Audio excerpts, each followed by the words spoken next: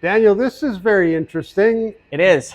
Tell me what you've got here. This is a 1922 Milburn Electric. This is an idea that's been around a long time. In the early 1900s, like around 1915, they were the largest manufacturer in the world of wagons. They have all these wagons. They transitioned into automobile manufacturing, particularly with electric vehicles in the late 19-teens, early 1920s.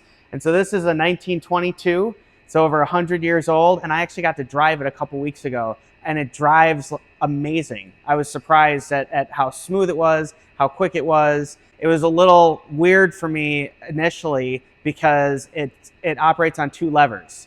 So there's one lever that you'd use with your left hand to push it into gear, and it's a 4-speed. So your left hand is to go or to slow it down, and then your right hand on a different lever is to steer it. Oh, so okay. It's very, very interesting in that regard because there's no steering wheel. It's just with the two levers, which you can see inside. And what was really amazing to me was how quickly it once you push it into first, I mean, it goes. There's really no delay at all. It jumps into gear right away and off you go. And wow.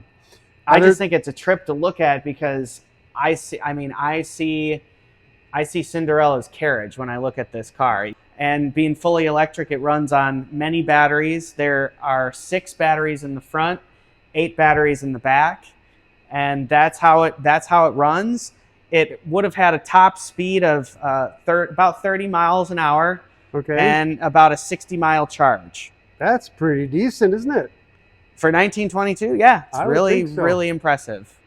Well, and there are 2 pedals on the floor. Can you tell me how they work since you told me about the levers? Yeah, so the pedals really don't do a whole lot, to be honest with you. The one on the right, if you're sitting down, that would be the brakes, but it doesn't really brake. You're better off to just pull the lever back toward you and downshift. Okay. And just know, from a spacing standpoint, okay, I've got enough space. I can kind of just use the electric motor to pull you back or slow exactly. you down. Okay. Yep. And then what's interesting is it's kind of dark, so I'm not sure if you'd be able to see it necessarily, but maybe I can provide some light. There are 2 things under what would be the driver's feet.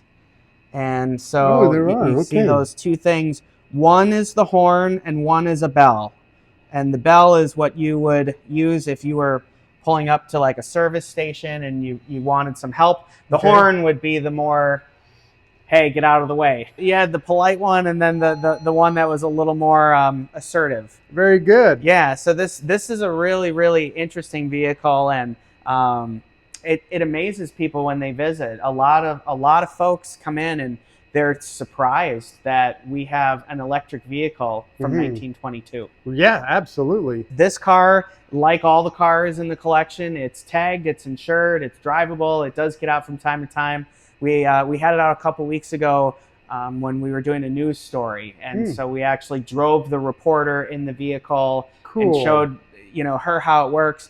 But again, this collection is really a tribute to forward thinking and celebrating the engineers who came up with these things that made the car that we know it today. So this is a very proud piece of the collection, and we really enjoy being able to share the history of the electric vehicle with our visitors. Cool.